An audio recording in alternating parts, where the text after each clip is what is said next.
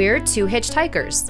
We met while hiking Mount Baldy with mutual friends, wasted no time, got engaged on a frozen alpine lake, got hitched, and have been adventuring together since. We're embarking on a new adventure of living big in a tiny home. Let's see how this goes. Adventure awaits. Here we go. Okay, what's going to happen is that box is going to want to open on your end. Just make sure the box doesn't open on your end.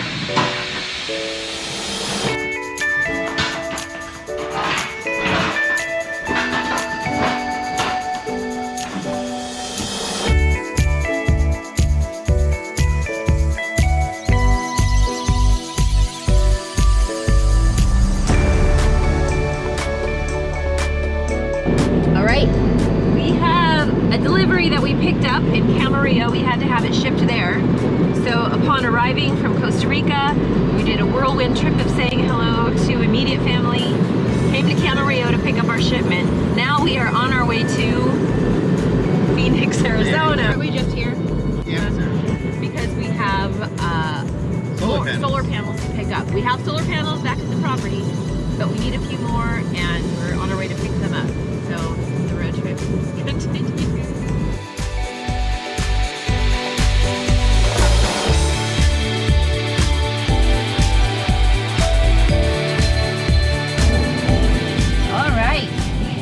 Santan Solar. Yes, sir, we have. There's one here in Arizona and another in Georgia. We're not in Georgia. We're in Arizona. See.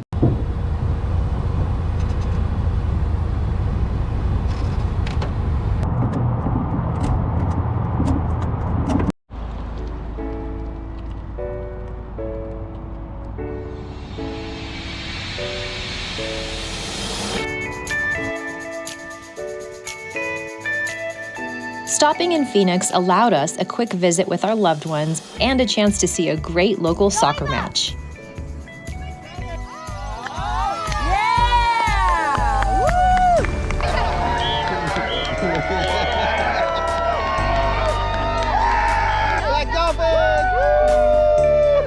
Visits with family are so short these days, but being pressed for time, we had to get back on the road.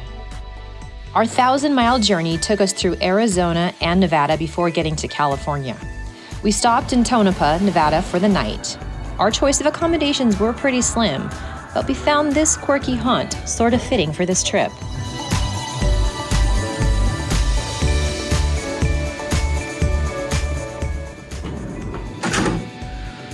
Sweet. His and hers beds. All right, we had a good night's rest. Yes, we did. Inside the Tonopah Station Hotel. Lost about $5 million, but it's all right. We'll win it back. We'll win it back. And the trailer's still there. Next to the Bob's Big Boy. Why do they have that there? This is not a Bob's Big Boy. Funny things abound.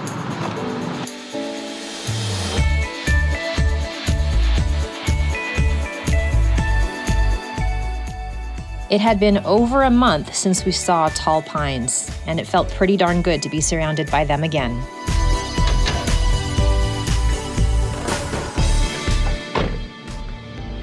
Oh, we're home. Still smells like fire.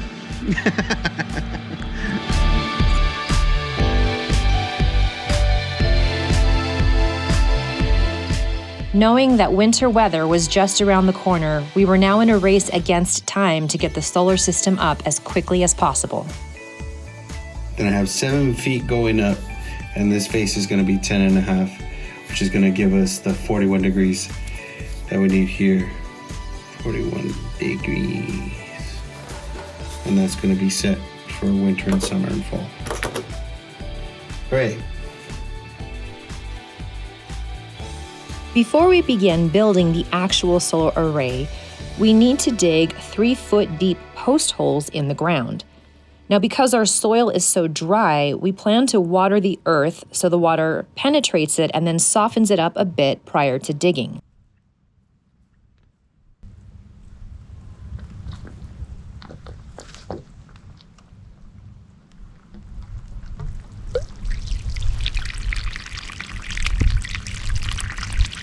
After a couple of days of watering on and off and allowing the water to drain down a bit, it was now time to start the dig process.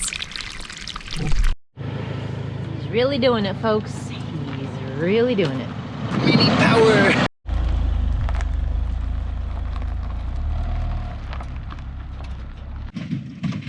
And he's off-roading too.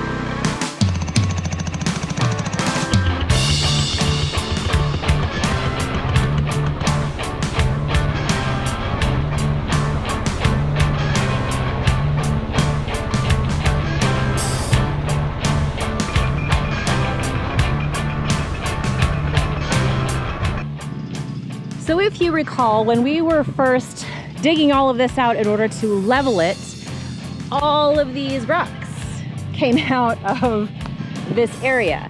Now granted, we had the skid steer to help us dig it out, and we didn't really care about being precise. However, in the situation right now with the post holes that they're trying to dig, we have to be more precise because they have to be specific diameter, specific depth. We can't just go in willy-nilly and just try to pry everything out. So we had to get an auger.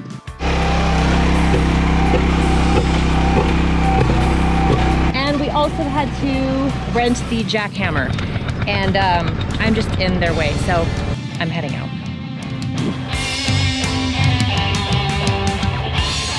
Prior to placing the 4x4 wood posts in the ground, the wood needs to be treated. Here, I'm brushing the wood to get dirt and grime off and then applying generous coats of this foul-smelling copper green wood preservative. This will keep pests away and prevent wood rot.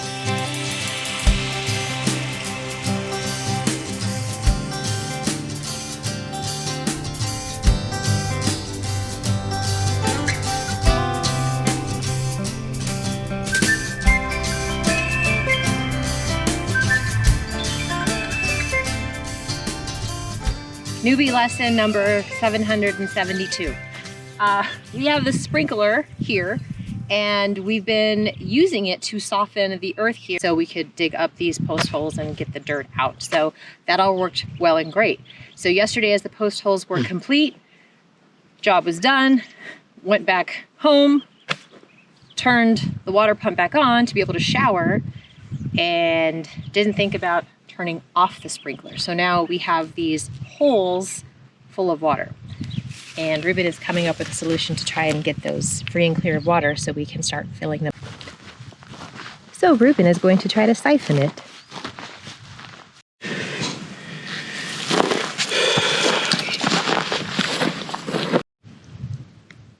It's working, but it might take a while.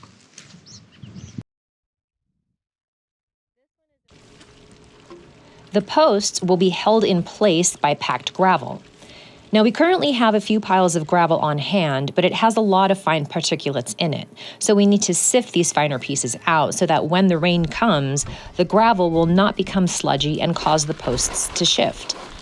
Ruben began sifting in this manner, but for the amount of gravel we need, he engineered this more efficient solution.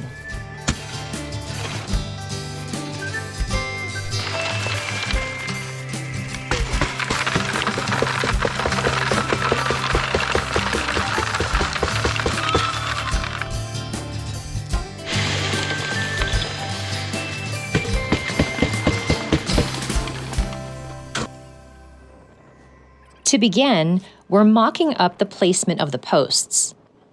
Once we're sure everything aligns properly, we can begin filling in the holes with the gravel.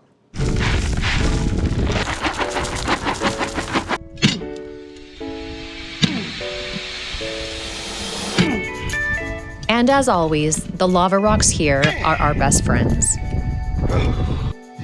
It's the size of the whole hole.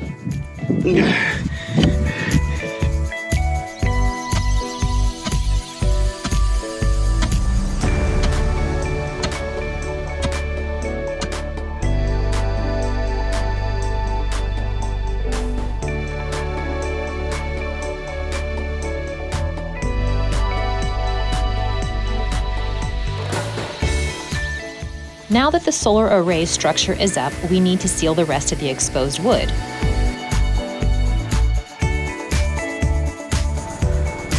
Notice anything different here? Yeah, the color's changed. Once we saw the color of the sealer in the true daylight, we realized we hated it. So we went over the charred titanium with slate. Much better.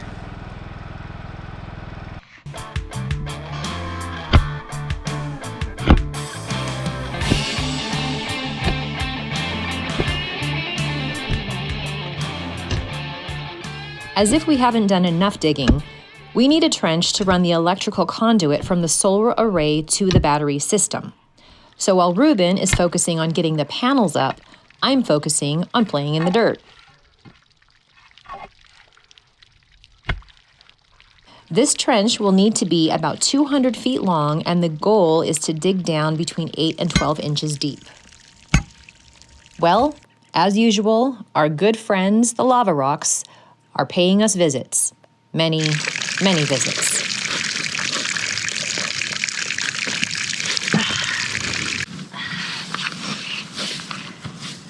Come on, come on, come on.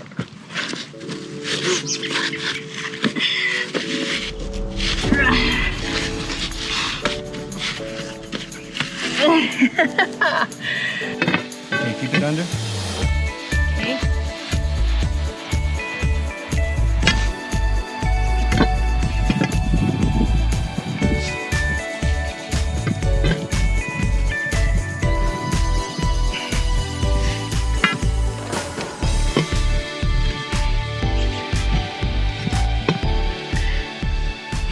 Yay!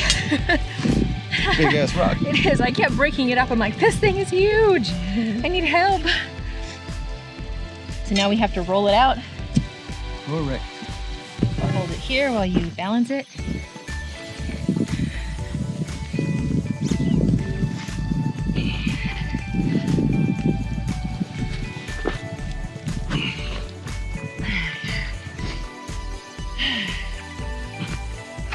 That goes in, it holds down the solar panel.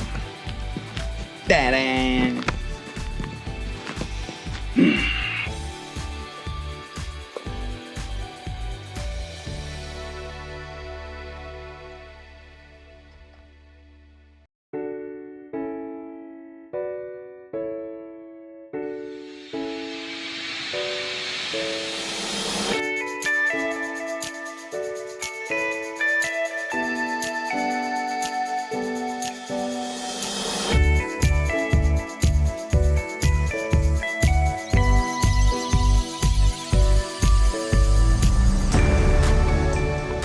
As it turns out, winter will be here in just a few hours. The first winter storm of this season will hit us overnight, so the panels need to be up and fully secured before this workday is over.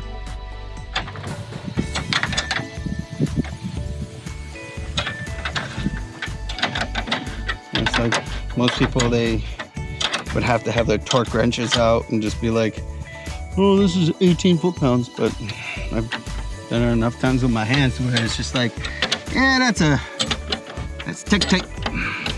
Wake up tomorrow morning with freaking cracked solar panels. Yeah, there's your tick-tick.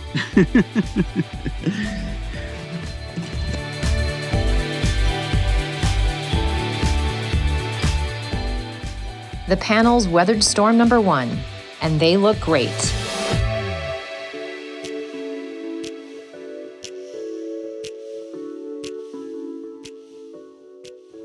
After 2 days of manual trenching, Ruben found out that our trench needs to be deeper in order to meet code. Knowing how difficult the last couple of days were with manual trenching, we decided it made the most sense to rent a mechanical trencher to help us finish the job faster. And we thought we'd have it finished by the end of the day. So you know our friends, the lava rocks? Well, they have proved to be one of the biggest challenges of this entire property. You see, these rocks can be softball size, basketball size, or the size of a child's car seat. Even bigger. You never really know. It's sort of like an iceberg. You just see one small part, but what's hidden in any given direction is a mystery until you actually dig it up. So our trench width is about 6 to 8 inches, which is what the trencher's wheelbase is meant to accommodate.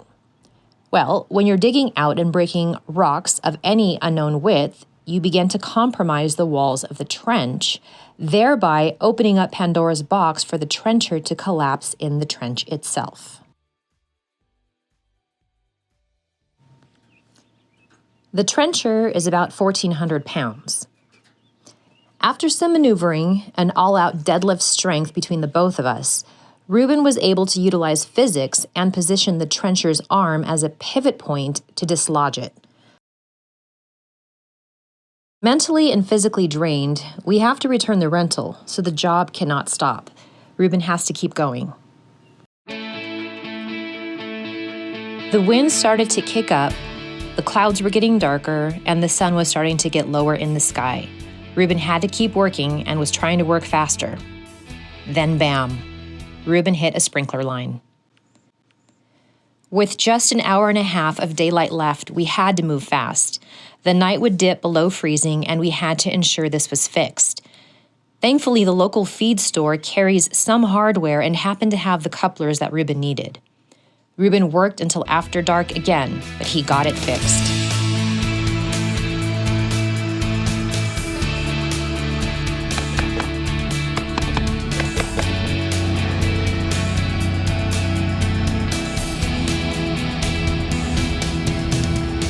Nobody ever said this would be easy, but there hasn't been one day where we've regretted our decision to do this.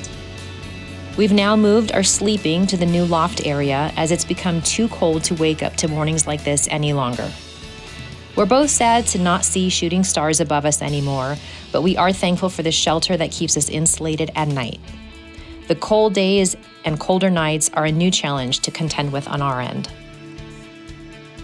We just completed a road trip of somewhere around 6,000 miles. We're dealing with the challenges of being in the elements and making this work with the little that we have. But at the end of each day, we give thanks for all of the blessings we do have, and for each other. Only two weirdos would do anything like this. Thank you so much for joining us this week. This coming week, we're going to be focusing on finishing out the trenching, running the conduit, and hopefully getting the battery set up to be able to connect the entire solar system. So look out for our next episode next Sunday. Oh, and speaking of weirdos, and action! I'm saying goodbye to the weirdos. I'm saying goodbye to the weirdos.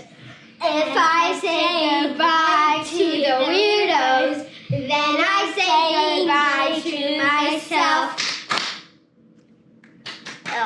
Wait, who are you calling a weirdo?